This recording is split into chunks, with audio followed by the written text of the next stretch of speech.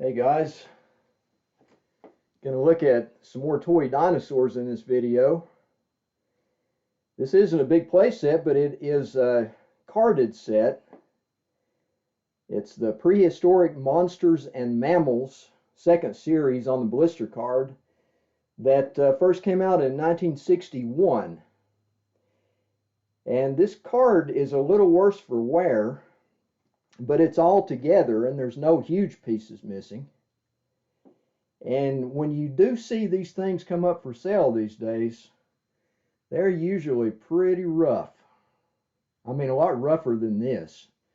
I've seen people selling them with this whole, or trying to sell them with this whole top missing here. It'd be like if it were a header card, that would be what would be missing, the most important part besides the dinosaurs. But anyway, I'm just glad to have it regardless of the low grade of it, because it's just hard to find this stuff in any condition these days. Those carded sets go for quite a bit of money when they pop up. And as rough as this thing looks, it's probably one of the nicer condition ones you'll see for sale these days. Anyway, like I said, this set came out in 1961, shortly after they created the second series mold group. And the number for this by Marx is P-1292. And it has the 8 dinosaurs on it there, still on the card. It's never been opened, although that bubble has seen better days. It's got some holes in it. And a couple of tape repairs here and there before I got a hold of it. And I'll show you the card up close, but let me explain. I had the loose ones that I can bring up to the camera and show the sculpts.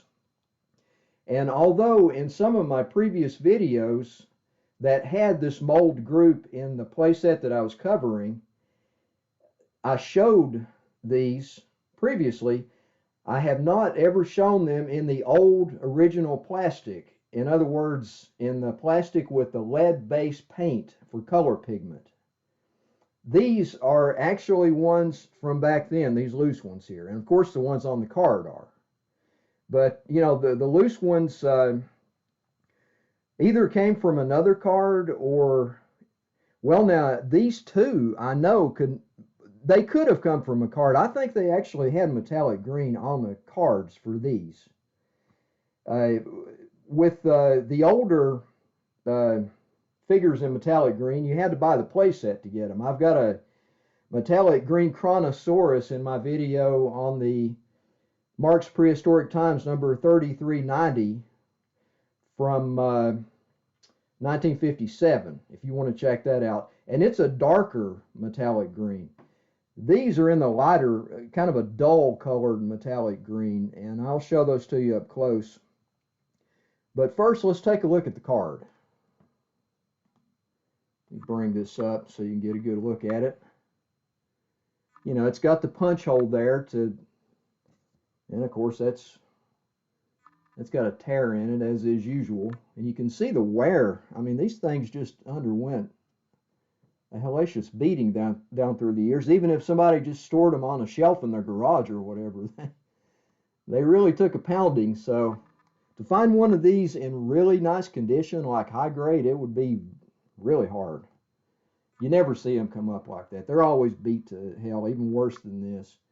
But anyway, it gives the descriptions of the animals. There's for the iguanodon, and it tells, roughly when it lived and where the fossils were found. And it's got these great graphics, woolly mammoth and smilodon there at the top. There's the Styracosaurus. It even gives you phonetic spelling there. And the Parasaurolophus. That's in the desirable tan color. The only way to get this mold group in tan was on a blister card, just like this. That's the only way they ever came in tan. And there's the Smilodon, aka saber-toothed tiger. what we used to call them back when I was a kid. And in the middle, that one's, because he was kind of sticking up farther because of the way the figure's made, that bubble took a pounding there, and somebody tried to repair that with tape. I haven't messed with it. I mean, I wiped some of the dust off, but the dust is probably one of the things holding this together at this point. But there's the information for the moss chops. And there's the Struthiomimus.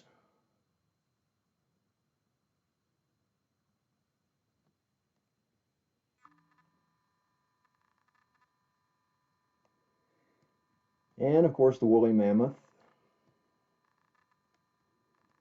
That one's in tan as well. And there's the Megatherium, or giant ground sloth. Those things were monsters in their own right in real life. I read they had, underneath all that fur, they had skin like chainmail, so it was like interlaced with little bones. So you can imagine how tough it would be to bring one of those things down.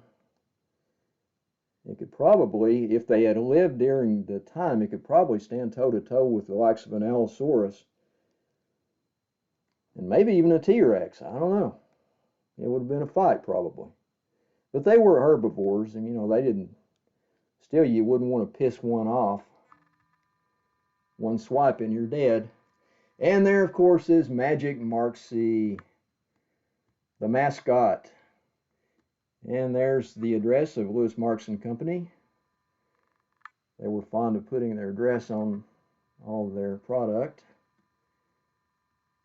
And that's a pretty good look at the card. Now, the back of the card, there's nothing on it except for a guy's name. At some point in this thing's life, a fellow named Ray Berry wrote his name back there, and I guess he was an owner at some point. I don't know if he's the eBay seller I bought this from. I don't have, you know, I don't have any way of knowing that. But anyway, there's a look at the card. And we will take a look at the sculpts of each individual animal now, and I'll explain about the colors in some cases. And this has an aroma. If you could smell through the camera, the old plastic with the lead-based paint for color pigment gave the older original figures an aroma that those in the 70s just didn't have, because they changed the plastic. And, you know, I don't know if it was a government mandate or they came out of the molds easier with the new plastic or what, but maybe the government wanted to get lead out of toys because children were, of course, chewing on them. Maybe that accounts for what's going on with some people these days. They chewed lead when they were a kid. Okay, let's not get into that. Anyway, here's Megatherium in the tan, and these tan ones are highly desirable. Most collectors really like the tan because it shows off the detail so much better than most of the other colors. And they're fairly scarce because the only way you could get this mold group in tan was in this blister card. Not in any big play set. They were never sold separately, like as bin items. You could just get them, if you know, in that blister card. And usually the pattern was they would vary the colors. They had like 4 main colors, and you know, they would have like 2 of these in green, 2 of them in brown, 2 of them in gray, and 2 of them in tan.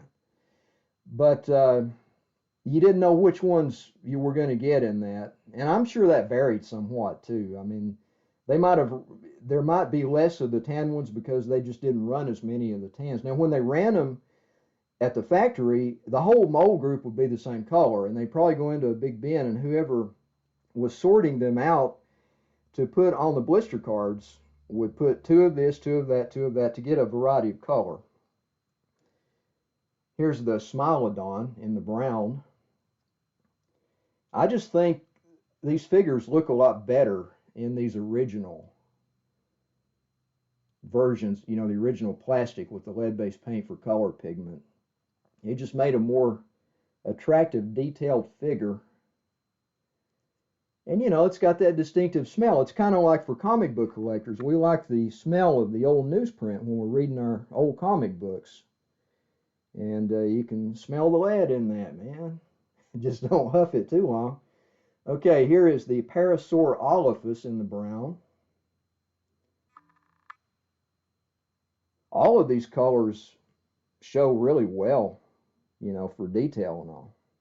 They don't look waxy and shiny like that new plastic in the 70s. But a lot of people that grew up in the 70s and had those play sets first, they never saw these.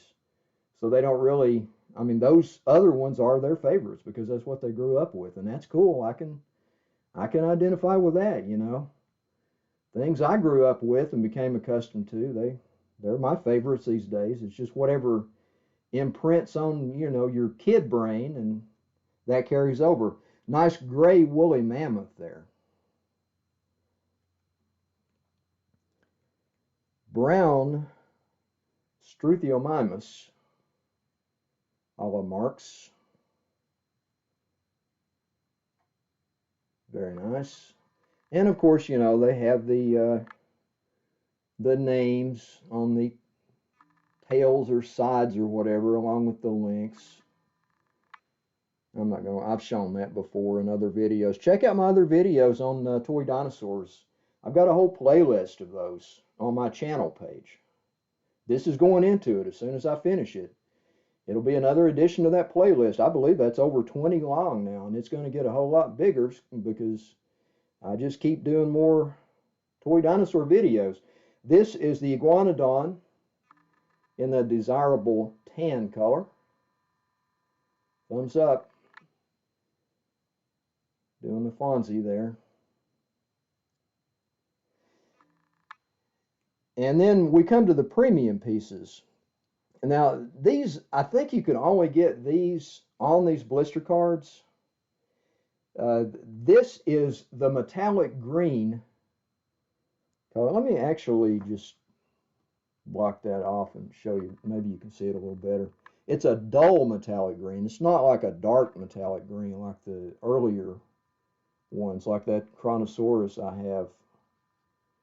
This is kind of a dull grayish metallic green. It almost plays tricks with your eyes, and the camera really doesn't pick it up very well. It kind of looks gray on the camera, but when you look at it in person, it's metallic green. It's got kind of a dull glow to it. That's a Styracosaurus, and then the other one in the metallic green. And these are really hard to find. These in the metallic green, especially the second series metallic green. Very hard to find. I got these in a lot. I bought many a lot of Marx dinos on eBay, and I come up with some pretty interesting things that people just didn't know about, you know, didn't know how hard to find they really were, and come up with some pretty good stuff. And although these might look grayish to you, they are metallic green. You just have to trust me, because the dumb camera cannot convey that information to you. The camera is not to be trusted. But anyway, you get a good look at them. And let me tell you a little background story before I end this. These loose ones here, it is the entire mold group in different colors. Now, I pulled this from a fantasy set, a custom play set that I made called the Marx Prehistoric Times Giant play set. And the origin of that is that I had a bunch of various pieces, like premium pieces and unusual colors and weird things. And, you know, I had them all together, you know, in bags and boxed up, and I'd pull them out and look at them once in a while. And I thought, wait a minute, I'm doing custom play sets of other things, monster play sets and such. By the way, you can check those out on my channel. I'm adding to that all the time because I've got a bunch I haven't covered yet in video. But I thought I'm going to make a custom Marx Prehistoric Times playset. And so I went all out, and you know, the premise of the whole thing was that in 1964, after Marx quit running these things, they had a whole bunch of odd things left, odd colors, weird amounts of figures and all that. So instead of putting those in the Marx dump like they had done in previous years, they decided to try to turn them into some money and come up with a really low production run called, you know, this giant prehistoric times playset. And I've got the 3-piece terrain from the 3398 in there. I've got the 4-piece terrain from the square box sets. I've got a couple of sets of cavemen. There are 42 dinosaurs in all. There are like 2 shots of the large mole group, 1 whole shot of the large mole group in metallic silver. And there are a lot of cutouts of lakes and river sections and stream sections and tar pits. And I'm going to do a video on that and, you know, set it all up and go through the whole 9 yards like I always do with this stuff. But anyway, from that is where I pulled these loose ones out to show you the sculpts up close, because I really couldn't do it, you know, with this carded set. I'm not about to open that. It's having a sealed set's a big deal. So there you go. That's the blister card set for Prehistoric Monsters and Mammals, the second series mole group, Marx 1961, and the number for that by Marx is P-1292. And I hope you guys find that of interest. Next video, we're going to move on to some monster stuff. Yes, the Dinosaur Graveyard gives way to the Haunted Graveyard once again. See ya.